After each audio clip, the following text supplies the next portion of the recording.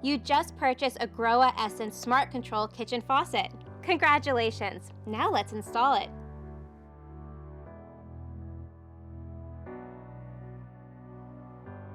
Here are a few things to keep in mind before we get started.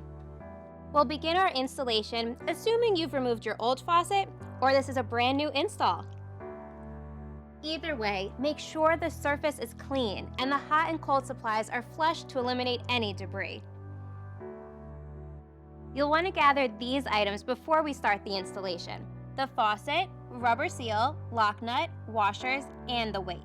You will need an adjustable wrench and a Phillips head screwdriver.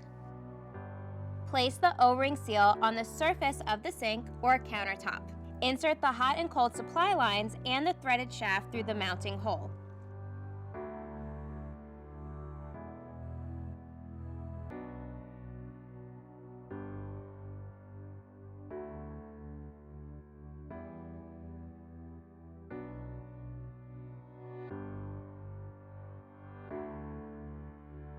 Push the mounting nut up over the threaded shank until the nut stops. Then tighten the nut.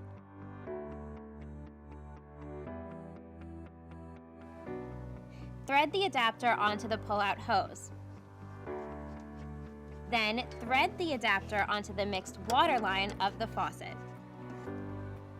Next, thread the adapters with check valves onto the stop valves under the sink. Then, thread the supply lines onto the adapter. Now with all the connections made, install the weight on the upward loop of the pull-out hose by tightening the screws. Here's another pro tip for you. Be sure to place the weight about 15 inches below the bottom of the counter or sink surface and on the upward loop.